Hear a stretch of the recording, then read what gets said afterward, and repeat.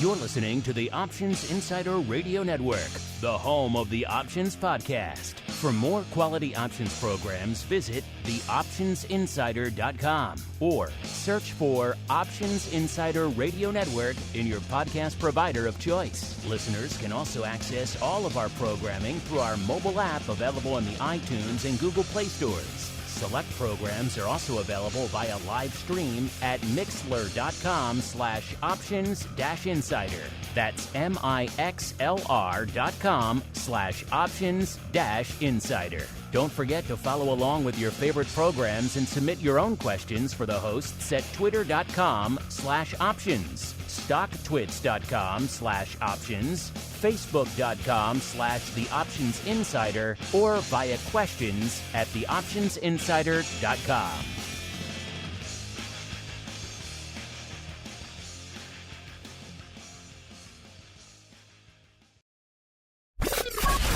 And now, it's time for the show that breaks down the options market from unusual activity alerts to market analysis, strategy overviews, listener questions, and much more. If it involves puts and calls, then our all-star panel will break it down. It's time to hit the Option Block with your host, Mark Longo from the Options Insider Media Group, and co-hosts Uncle Mike Tosaw from St. Charles Wealth Management, Mark the Greasy Meatball Sebastian from OptionPit.com, Andrew the Rock Lobster, Joe Benazzi from OptionPit.com, and Henry the Flowmaster Schwartz from Cboe. The Option Block is brought to you by Cboe. Cboe's suite of S&P 500 index options, SPX and mini S&P 500 XSP options, allows traders to speculate on the direction of the market, generate income, and hedge for downside protection of their portfolio of stocks. No matter what kind of trader you are, there's plenty of useful information to take the guesswork out of creating your portfolio strategy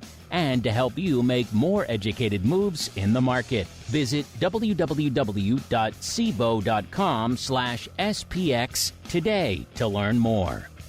The views expressed herein are those of the speakers and do not necessarily reflect the views of Cboe Global Markets Incorporated or any of its subsidiaries, collectively Cboe. The information provided is for general education and information purposes only. There are important risks associated with transacting in any of the Cboe products or any of the digital assets discussed here. Before engaging in any transactions in those products or digital assets, it is important for market participants to carefully review the disclosures and disclaimers contained at www.cboe.com/US_disclaimers. These products and digital assets are complex and are suitable only for sophisticated market participants. These products involve the risk of loss, which can be substantial and, depending on the type of product, can exceed the amount of money deposited in establishing the position. Market participants should put at risk only funds they can afford to lose without affecting their lifestyle. And now, get ready to hit the Option Block. All right, everybody. That music means we are back. It is Thursday. We are ready to rock out with your bi-weekly options extravaganza, known around the globe as the Option Block. My name, of course, Mark Longo from the OptionsInsider.com, as well as from the network upon which all of you folks have been binging and mainlining back from the Southern studio this week, and looking forward to a fun show. Hope you folks are having a good trading week. It's another wild one. If you're hanging out in the Uncle Mike Facebook cabal, then you're having a good week so far this week. A lot of green on the screen. We'll get to all that fun. Of course, if you want to check out the awesome pro Q&As like we just did earlier this week with our good buddy Dan the Man Grams, tackling pretty much every asset class under the sun that you folks had questions on. And they were many. Only one place to get it, theoptionsinsider.com/pro. is the place to go to learn more as we learn who's joining us on the old Option Block program today. First, out to the hallowed halls of Cboe East we go, where we are joined once again by the Flowmaster himself, Mr. Henry Schwartz from Cboe East. Mr. Flowmaster, welcome back to the Thursday show, sir. Thank you, Mark. Always fun to be here. And it's actually Bring Your Kid to Work Day here in Cboe, New York, maybe more places than just here.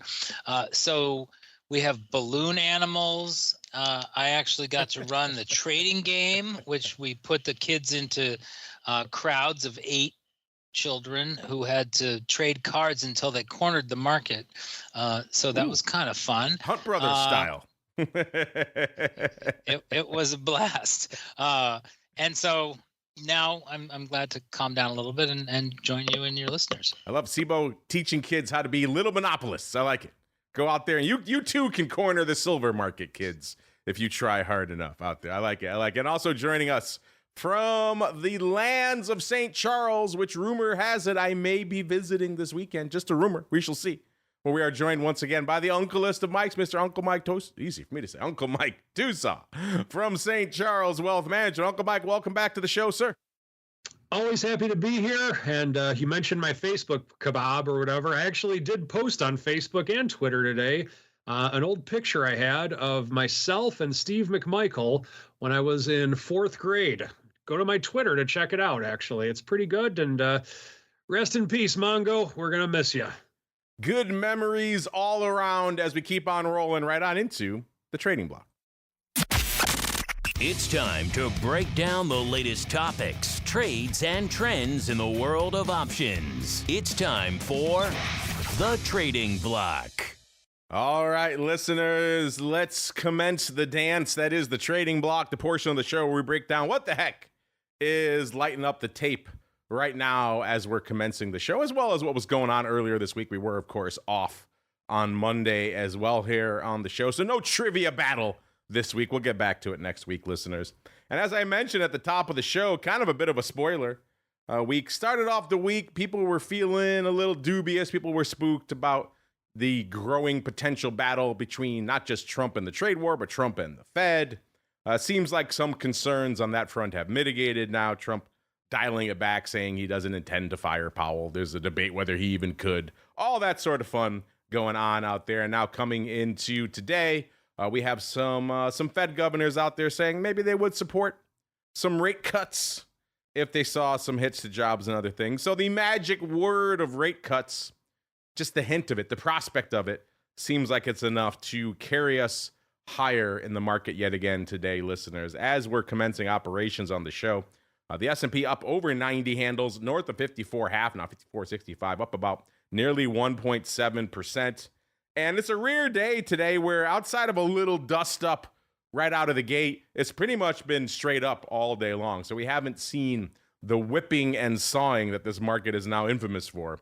We haven't seen much of that today so far. So it's been straight up, pretty much Uncle Mike and his cronies just buying every stock they can and driving it north, listeners. The Dow up about 1%. NASDAQ up 2.25%. And our old pal VIX Cash was at about a 27 right before showtime, now at about 27.25 right as we kicked off the show. That puts it down nearly 4 handles, about 3 3/4 handles from where it was this time a week ago. On the Thursday show, let's see, how much of a range did we have today out there in VIX? Looks like we got down to about just a tick shy of the 27 handle, 26.98. And then right back up to the races. We continue to tick up now, which people, again, I always say this on the show, but people forget aggressive movement is aggressive movement. That is vol at the end of the day. It doesn't matter the direction. And we are moving aggressively to the upside right now. So that does equate to a little bit of vol. So it seems like VIX Cash getting a little bit more energetic, closing in on a 27.5 now as we keep talking here. And VVIX at about a 105. That puts it down 15 points from where it was this time a week ago. A lot to unpack. Let's go out to the hallowed halls of Cboe East first.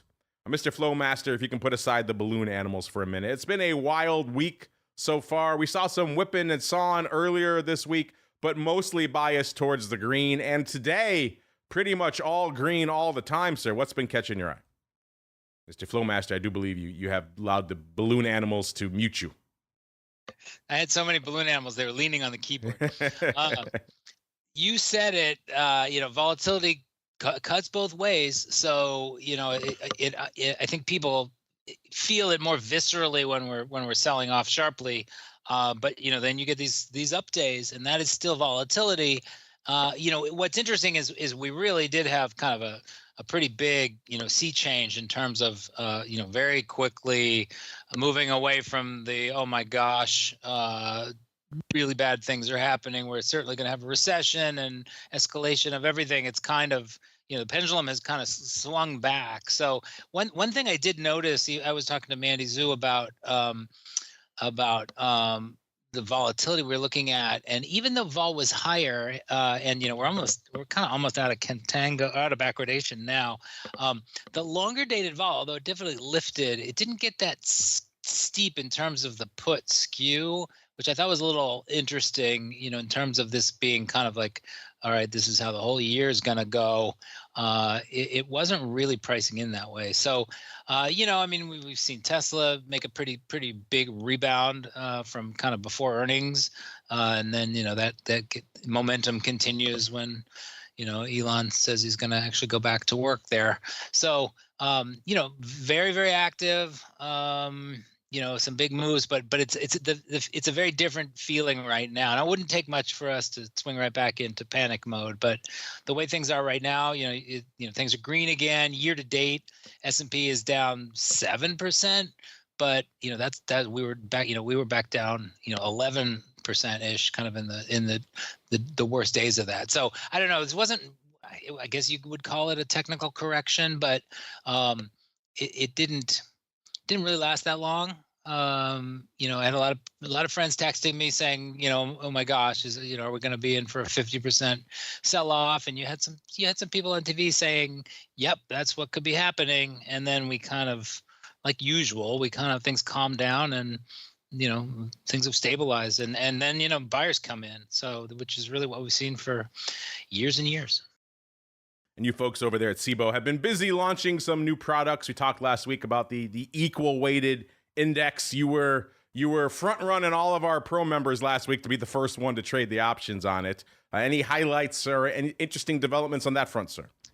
Actually, I bought some calls in there last week when we were talking about it, or maybe right before. Based on the activity I saw, I don't actually think too many of our listeners jumped in. But I'll tell you, if you had, it is up about 3.5% since last week. So I'm still long a few calls. Those are actually working out pretty well for me. Not necessarily that I'm a genius, but I was on the right side of the trade. So no, but it's still early in there. I was actually just looking through it to see if there's something I could turn these calls into a call spread, maybe selling some of the slightly higher strike in May.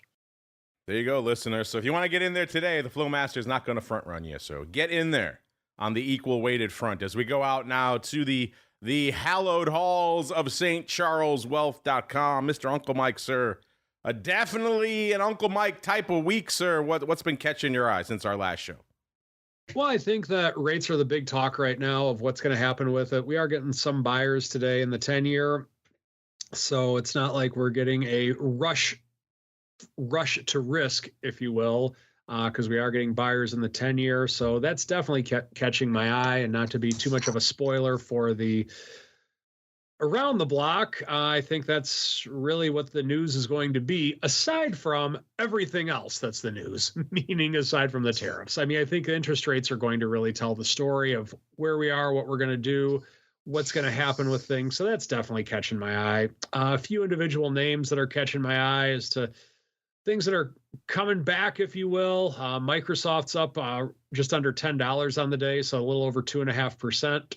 Qualcomm is up almost 5% on the day. And then some other individual names that are doing well to kind of push the market up with where we are with things. I think that Palantir, that's one that we've been watching a lot on the show. That's up over 5% on the day. Uber is up 5%. Netflix is up over 4%. So a lot of the names that have been a part of driving the market up to begin with are rallying again. So that could be something good for the market. But the thing that I like about this rally is that we are getting some positive news, or some positive marks, or some buyers, if you will, from like a JP Morgan. That's up over 1% on the day. So we are getting that. Apple's kind of lagging a little bit. It's up only 0.8% on the day, but it has moved quite a bit. It's kind of back from the recent dead, if you will. So buyers are coming in. That can change at the drop of a hat, as we all know. But combine the fact that we have the buyers coming in, and we do have a VIX that is a decent amount below 30. It's not right at 29 or anything like that. We're in 27.5. I think that's a good thing for all of us bulls out there. And obviously, we've been in Uncle Mike territory for a little while now. Have you done any readjusting or reallocating? Nothing in particular. I mean, I have sold some of my long puts. I have, when we were getting smoked, I did sell some more put. I did create some put spreads out of my long puts, but we have not rallied back enough yet to cover the short puts with which I sold when we were lower. So nothing major to speak of. And with our covered call portfolios, for the most part, what we did was when we were lower, because vol was so high, we were able to sell similar strike prices even when the stocks were lower. We didn't get quite as much premium, but we still got a decent amount because vol was so ridiculously high. And we did sell a couple call spreads with the stocks at lower levels, but nothing too crazy beyond what I just mentioned. Well, listeners, I know you want to know, are these markets crazy? Are they wild? Are they just an untamed beast, hot out of the gate?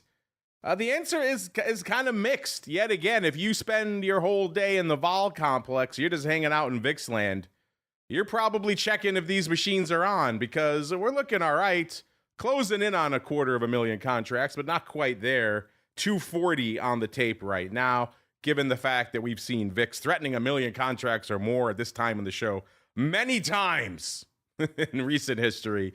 You'd be forgiven for looking at 240 and shrugging your shoulders and saying, what else you got?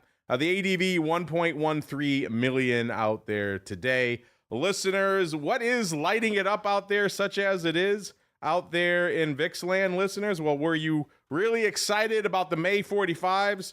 Seems like somebody was. That's the big dog out there today. 15,600 of those bad boys trading. Looks like it was part of a spread.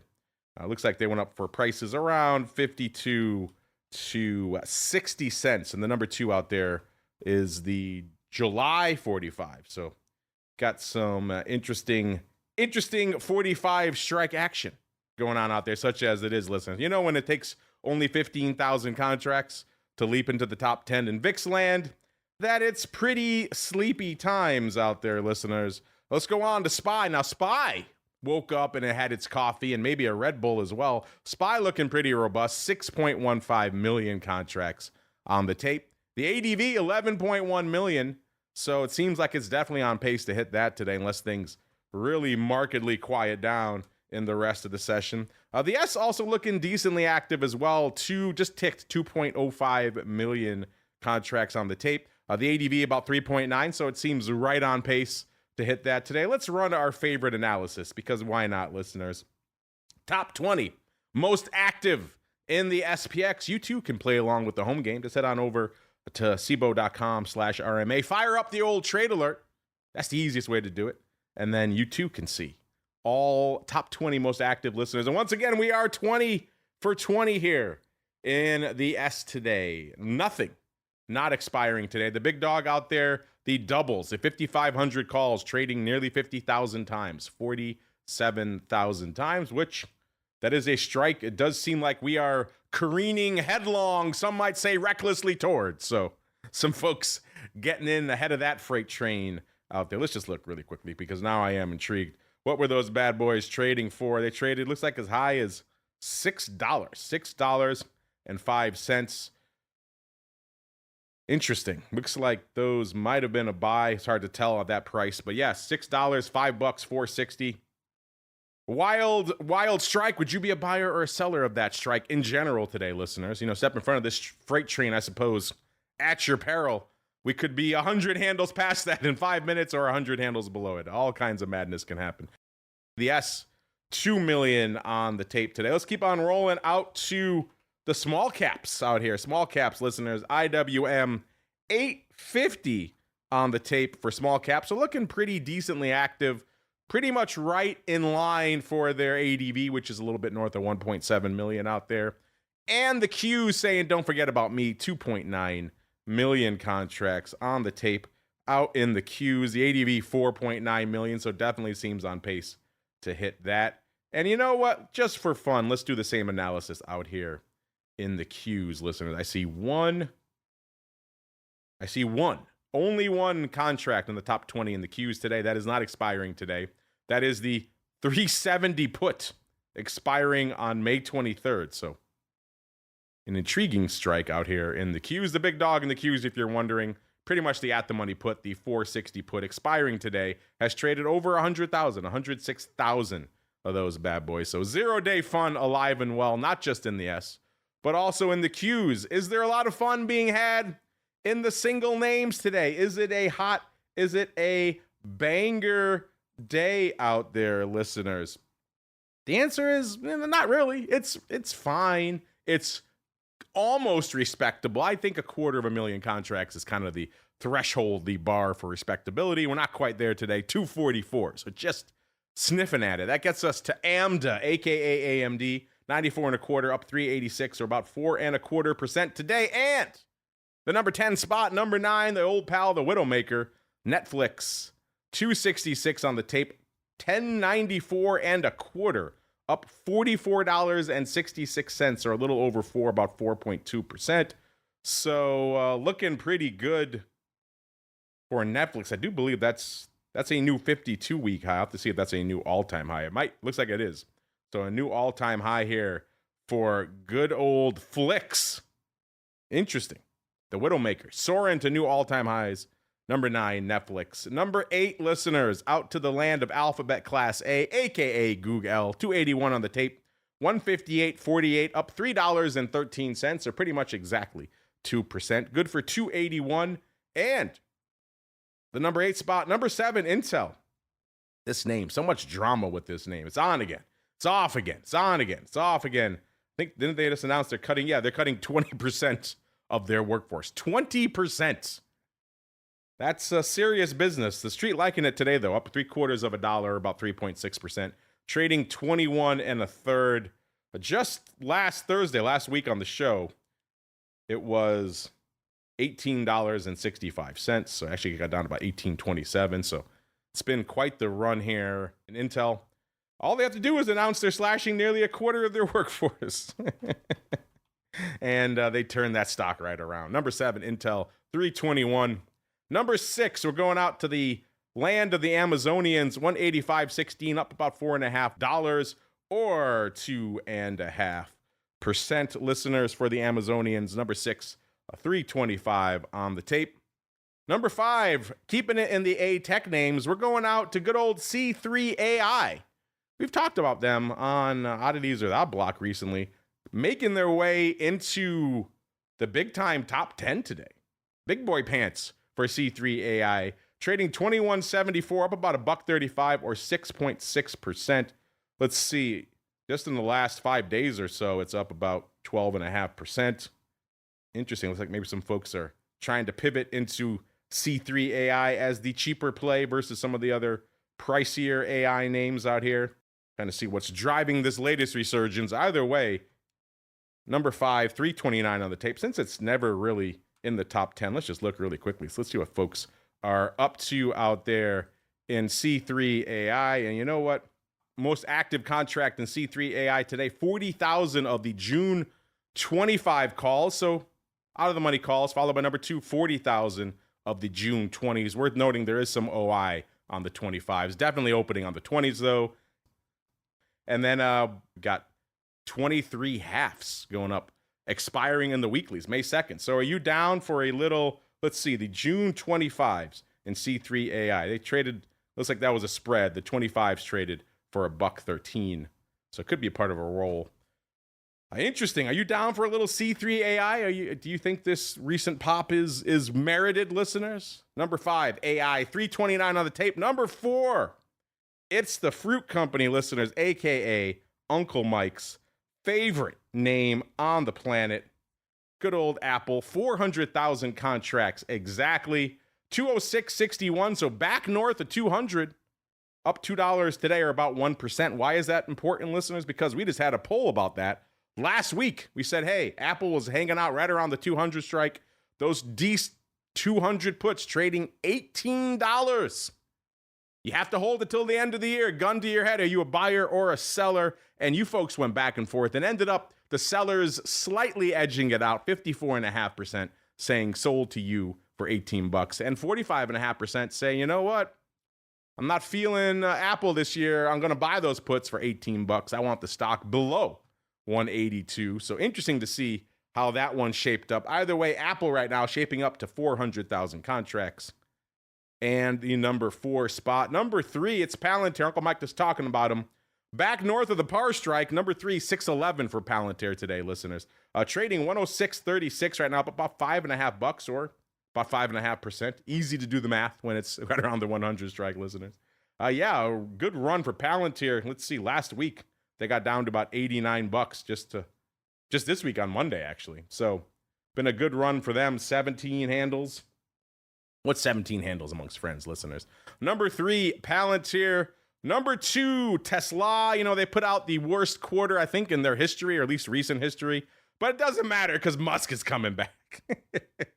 So all the talk about waning EV demand and price issues and issues with battery costs and everything else, and people preferring hybrids and all these other things that have weighed on the stock, and of course, not the least of which his own controversial status. All of that, brush that aside because he's coming back. He's going to magically manufacture demand for EVs, listeners. He's a magic person. 255.30. Of course, I'm joking. Tesla bulls. Take it easy. You had a good run in the stock the last week. So far this year, bit of a dumpster fire, off $124 or about exactly a third, 33%. So still not a great year, but maybe he's stemmed the bleeding at least for now. Let's see, how low do we get? Looks like we got down to about 221. That was back earlier this month. And then the recent sell-off right before earnings down to about 227. So a decent little rally out there. I mean, nothing materially has changed. Except he's going to be in that office now as opposed to Doge. But hey, buy that stock if you like it. Tesla, number 2, 1.59 million. And the big dog, NVIDIA, back north of the power strike as well. Oh, interesting. Palantir and NVIDIA trading almost equal levels. I think I smell a question of the week coming. Interesting. NVIDIA, number 1, 1.97 million contracts. And the number 1 spot on our docket for today. What's been lighting up that docket? Well, it's been a hot earnings week. We just talked about Tesla. They were on Tuesday. They were not alone, listeners. We had Chipotle on Tuesday, Beamer, Alaska Airlines, Philip Morris, all kinds of names. Boeing, our friends who used to be across the street. I think they're down in Virginia now. Oh, that was on Wednesday, actually. Boeing was on Wednesday. Beamer and Chipotle were all on Wednesday. Thursday, today, of course, we got American Airlines, Nokia, as the Finns say, Southwest Airlines, Merck, PepsiCo, used to be across the street as well. And then NASDAQ, Intel, some company called Google, never heard of them, and T-Mobile. Tomorrow we got Phillips 66 for all of you hanging out in that sector out there. If you want to keep an eye on the latest and greatest earnings move results, and earnings season reports, head on over to the website. TheOptionsInsider.com is the place to go to learn more. As we learn what the Flowmaster has on the docket, it is time for the Odd Block.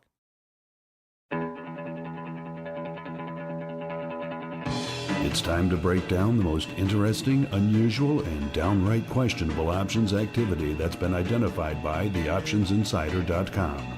It's time for the Odd Block.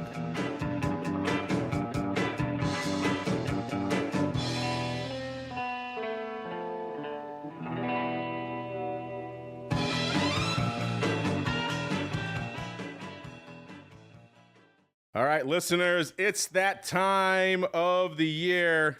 Time to get wild. Time to unleash the beast. That is the Flowmaster, and he's been off for a week. He's been raring to go, eager to get away from the balloon animals and talk some flow. And where are we heading first? We're heading out to the hallowed halls of SoFi. I did go out to SoFi Stadium last year. It is an impressive edifice, if I do say so myself. SoFi, ticker symbol, of course, SoFi, SOFI, trading 12 and a quarter, up about half a buck, or about 4.5% today. It's been a good little resurgence here for SoFi. They had a good run a year ago, of course. They were trading about $7, so had a nice little run. Then they popped hard. Beginning of the year, like a lot of financial names, they were feeling their oats. They were feeling the effervescence that comes from the complete lack of regulation that was in their future. Of course, we all know what's happened since. Took a bit of a downturn. Sold off just this month. It got down to, looks like, about $9.50 on April 8th. Since then, a nice run. Almost $3, about $2.75 to the upside where we come today. 12 and a quarter for SoFi, Mr. Flowmaster? What caught your eye in the owners of SoFi Stadium, sir? Yeah, so this one, it has earnings next week. I think maybe Monday or Tuesday morning. But actually what caught my eye was a weird trade that expires tomorrow. So this morning, 1,250 of the April 25th 12.5 calls were sold for 9 cents. And I saw that, I was like, oh, that's a little weird. And then I looked and saw that it has earnings. And actually, and the other side of that is I see it's not trading as a spread, but I see a decent amount of buying in the longer dated. So the May 9th and even the regular May. In the biggest trade is a 1,874 lot of the May 9th 11.5 calls. Those were bought to open for $1.34. Stock was $12.19, so a little bit cheaper than here. It looks to me like somebody likes this name into earnings. It's a financial, and initially, in this whole new administration, the financials kind of felt like decreased regulation was going to be a big positive, and then sentiment shifted a little bit. So maybe sentiment is kind of shifting back towards kind of the bullish end. I think that's really what we see. But decent, like a total on the day. What are we looking at? 114,000 calls versus 42,000 puts. So that's heavy call volume for this name. It's light put volume for the name. Total of 16,000 of these April 12.5 calls have traded. Like I said, I think those are being unloaded. But what we see is the longer dated. Basically somebody. It's funny. I see some of these Aprils were bought yesterday for around the same price. So I'm not sure why they changed their mind, but maybe somebody decided they might as well take earnings as well. But SoFi, definitely worth watching. And as you said, it's had a little bit of a bounce, but still kind of at the low end of its range, which is around 6 to 18. So kind of right in the middle. I guess if you're going to dance, right, you might as well get the earnings. The earnings are coming up on the 29th. So if you're gonna play, Mr. Flowmaster, you might as well play, right, through the earnings. 11 halves. You like those in May, listeners? You like the 12 halves in April? Getting the heck out of Dodge? You like something else? Looks like some 13 halves going up today as well. All kinds of stuff going up here in SoFi. It's a hot day in SoFi. Have you been to that stadium, Mr. Flowmaster? It's quite nice. I have not. Is it? Where is it? It is in L.A., right on the outskirts of L.A. Nice stadium, beautiful waterfalls, water features, all kinds. Clearly, they put some money into it. They took all this stock money and dumped it right into the SoFi Stadium. All right, speaking of stadiums, I think the draft tonight. I see our chat talking about, yes, if you're an NFL fan, it seems like most of America is, then it shall be a big night or perhaps a terrible night for your team.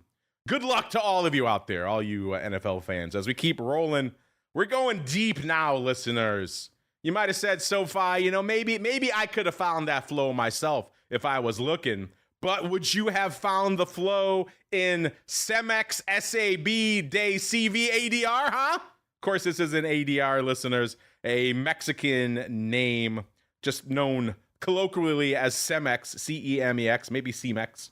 They're out of San Pedro near Monterrey. They make ready-mix concrete.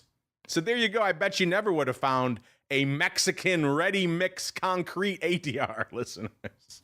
A ticker symbol CX. I do believe this is the first appearance for good old Cemex on the old network. Perhaps not the last. 574 on the tape or I should say 574 is where they're trading for good old CX today, listeners. Let's see. So today they are up about a dime, 13 cents. So not much of a move for them today. On the year, though, a little bit of a different story. They're off about $2.40 or nearly 30%. So apparently the demand for Mexican ready-to-mix concrete, no bueno out there. They were trading about $8 and change a year ago. They pretty much got crushed to about $5 last November. Then they rallied it. Valentine's Day, like a lot of names, it rallied up again to about almost $7, 6 3/4. Then they came right back down. Earlier this month, they got down to about $5 again, 5.02. Then they bounced up to where they are again right now, 5.74. So a wild time for Mexican ready-to-mix concrete. Mr. Flowmaster, sir, what did you spot out here? I have heard of the company. I've never traded the options, but This is another name basically ahead of earnings. It has earnings on Monday morning, I think, April 28th. Yeah, Monday morning. The option volume today is 29 times normal, so very, very active in there. It is 8,400 calls and only 619 puts. And the trade that really stands out, actually printed on the Cboe at 11:30 this morning, New York time. A customer paid 15 cents for 5,000 of the May 6 calls, and that's opening. And on the day, I think they're up to a little bit more, 7,600 total. I mean, it's just $6. You know, the stock's not even $6. So it's kind of interesting. I mean, it seems like it would be a tariff play. The straddle's pricing in a move of almost 10 to 15%, which is a little high. It's average. The biggest move it ever had, I think, was, at least in the last couple of years, was in February when it went up 13% or 80 cents from the $6 level. So I was just looking at the options to try to figure out if there's, I mean, $6 stock. So if you sell a few puts into earnings, can't go below zero, but that's a little bit tricky when you only have dollar strikes. The May 5 puts don't even have a bid on them, so you'd have to think maybe there's a way to do a little bit of a bullish lean, or maybe just buy some stock if you like the idea. But somebody definitely seems to think that stock's got some upside on it. It's I don't think it's a hard to borrow name. No, it looks like it's not hard to borrow. So worth looking at. Maybe even some of the longer dated calls. I don't know. I mean, I'm not an expert on how these tariffs are going to play out, but I don't know. Seems like getting something, cheap like cement out of Mexico makes a lot of sense. Would you go for the longer dated call, right? Or would you call buy, I should say, or would you go for the forever call? I mean, it is a little bit shy of $6 at this point. If the Viceroy were here, which way he would go. Your old buddy, Mr. Alex Jacobson. But yeah, the May 6 is 15 cents, cheap flyer. Are you looking at would you go longer term calls for, I don't know, would you pay $1 or change, or would you just go, at that point, you're going forever call? I might think about some of the June 6 or 7s. The June 6s are at 35 cents. I'd like to give it a little bit more time. It looks like a few hundred of those traded at 31 cents earlier today. So this is kind of right on the cusp of where I wouldn't buy anything. If it was under $5, I definitely wouldn't buy the options.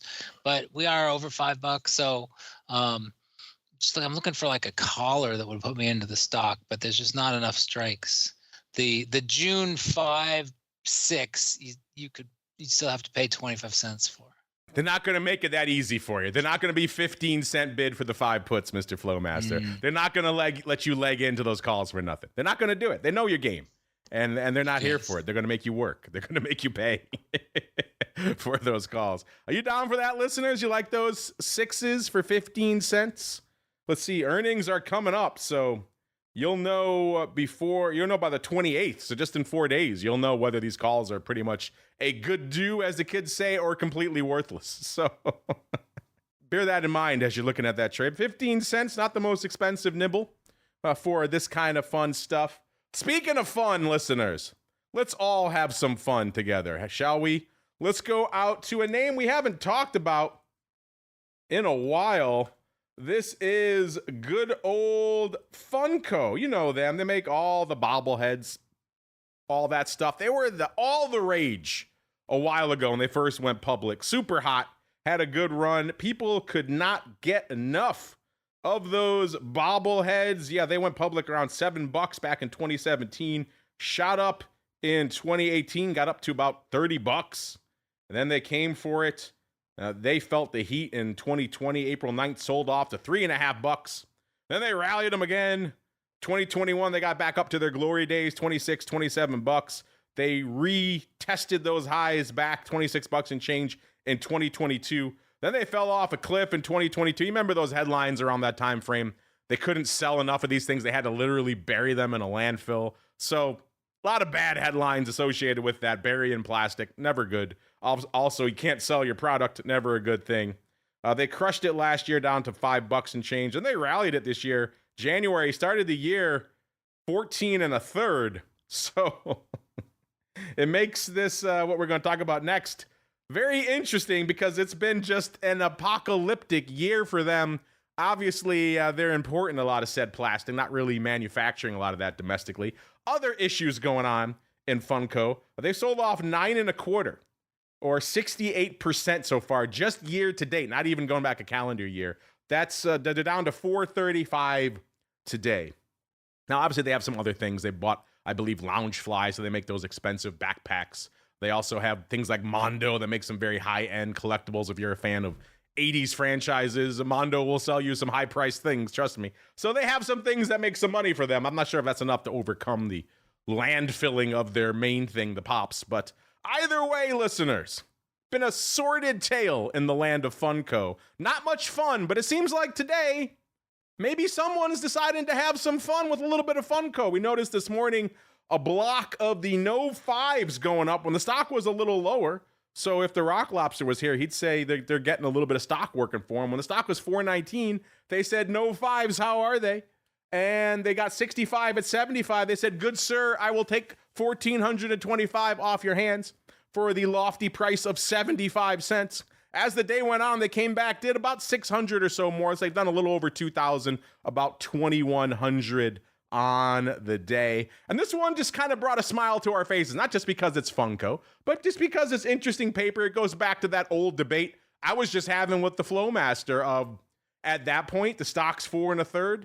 Do you go for the 75-cent call that's out of the money that expires in November, or do you go for the forever call for 4 1/3 dollars? So, Mr. Flowmaster, I will ask you that question first. Then we put it out as a flash poll to our audience. Are you a buyer or a seller at that price? We'll see what our audience has to say in a minute. Mr. Flowmaster, sir, what are your thoughts first? Are you down for a little upside fun in Funko, sir? It is definitely some funky option activity. I don't know. The stock down here, I think I'd probably just rather buy the stock around 420-ish. I mean, it's November, so they got a lot of time for, maybe the bad things will blow over and or somebody will want to take them over or something like that. But I'd probably just take a little position in the stock if I wanted to lean long. You think our audience, are they buyers or sellers of these calls? Do they just not like fun, Mr. Flowmaster? I would say they'd probably be sellers of these calls. Okay, I would think that too, but no, our audience, they want some fun. They want to buy them 50% right now, saying they want to buy these calls. Only 30% want to sell them, Mr. Flowmaster, and 20% say they don't like Funko. So no love for them. Our good buddy Angel Del Aquarius, he likes to sell some I saw him floating around the live chat earlier. He said sold to you. He's not a buyer of these bad boys, but he sells everything. He's a premium seller out there. So there you go, listeners. We'll keep that live for the rest of the day so you folks on the podcast can play along. Do you like fun? Are you a fan of fun or not out there, listeners? Make your voice heard in the old Twitter sphere as we keep on going to a little bit of the old mail block. It's time to take your seat on the All-Star panel as we read your emails, tweets, Facebook messages, website comments, and much more. It's time for the mail block. All right, listeners, let's have some fun. Let's also have Uncle Mike weigh in on all of this fun out here. First off, Uncle Mike, are you down with a little bit of fun? Would you be buying or selling those no fives in Funko for 75 cents? And then also, our keen-eared producers got our flash poll up very quickly. The Palantir versus NVIDIA Battle Royale at $106. And you folks are going at it hot and heavy. It's only been live for a few seconds, but you folks are down to debate Palantir versus NVIDIA. So, Mr. Uncle Mike, gun to your head. You got to hold it through the end of the year. Which one are you buying, Palantir or NVIDIA? And which way is our audience going? You're not making these easy for me. So I would not be down with fun. I do not want to mess with options on a $5 stock that are 75 cents. That's not fun to me. That's scary. I guess I'm a wimp with that, but I would not be down for the fun. In terms of whether I want Palantir or NVIDIA, I think I'd go with NVIDIA. I think that it's down in value. Of course, Palantir is too, but I think I like NVIDIA a little bit better because at some point, if we make deals with people, then the right deals for the right companies, for the right countries, I think it's going to line up for NVIDIA better. All right, Mr. Flowmaster, we already heard your thoughts on Funko. You're not down for some fun. You want to sell those bad boys. And I think at least you think our audience does. But what about the age-old question, the age-old debate, Mr. Flowmaster? Palantir versus NVIDIA, both around $106 right now. Gun to your head, you got to buy and hold one through the rest of the year. Which one are you going for? And also, which way is our audience going? I'm going to take Palantir. I actually have some of that stock, and it's been pretty good. A little volatile, but kind of a fun one to trade around. I think the audience, though, is going to go NVIDIA. All right, let's see which way our audience is going, listeners. And man, it's you folks are having a hard time making up your mind. Back and forth, over 50, 50, 50, 50. Just ticked again. We are now at 52.2%, so ever so slightly in favor of Palantir, 47.8% in favor of NVIDIA. But guess what, listeners? The day is young. The post is young. You folks, given the way you folks are, now just ticked again, 54.2%, so edging out ever so slightly in favor of Palantir. Do you agree, disagree? Get in there with the rest of the crazies out there and make your voice heard as we keep on going and go around the block. It's time to tell you what we'll be watching on our trading screens until the next episode. It's time for Around the Block. All right, Mr. Uncle Mike, we will start with you, sir. You teased your Around the Block at the beginning of the show, so you've been waiting all show to get to this part. What are you keeping an eye on for the rest of the week until the Monday episode? I think the bonds are going to tell the story, so I'm keeping an eye on the 10-year note. I have jumped on that boat. Also, now that I think about it, we can talk about that on TWIFO coming up here in a little bit, so excited about that. So watching that, and that's what I'm watching till Monday. Yes, if you want a little more Uncle Mike in your life, stay tuned. We'll be back post-haste with all that goodness. But before we get there, Mr. Flowmaster, sir, what are you keeping an eye on till your next appearance next Thursday? I think that there are plenty of earnings coming up. I'm actually I'm going to be in Paris doing a 0DTE presentation on Tuesday of next week. So that is très bien. But I'm going to be kind of watching the macro factors. I don't know if we're quite out of the woods. Things can change very, very quickly. So, seeing it's nice to see that there's less fear out there. But there's also so much unpredictability when it comes to what's coming out of DC that I think people need to. I wouldn't quite jump back into the water with both feet yet. What event are you attending in Gay Paris, sir? We have a little S&P joint marketing trip. So we're going to talk to the French quants and traders about 0DTE and other SPX and S&P 500 issues. Well, if you ever spent any time in the SPX, there's quite a few French fans of all things. I never understood that. Mr. Flowmaster, now that you're behind the scenes at the Cboe, maybe you can answer that question for me. Why is there such penetration for the SPX and VIX in particular in French? What is it that has caused those two Venn diagrams to collide, sir? It's just the French quants. They love it, and they have a pretty good circle of academics that get PhDs and then get into the trading game. So I don't know why. I just know that if you ever have a question or an idea, if you find a French quant, you will get the perfect response. Yeah, we used to joke when I was out in the S that, hey, every time that phone rang, there was at least a 30 delta, probably closer to 50, that there was a French accent on the other side of that phone. So the French do love themselves a little bit of SPX. But that music means we are coming up against it. But before we go, Mr. Uncle Mike, sir, if folks want more Uncle Mike goodness in their lives, and hey, who doesn't? Where should they go? What should they do? Follow me on Twitter at Mike Tosaw, Tosaw. Put up a post about Steve McMichael today.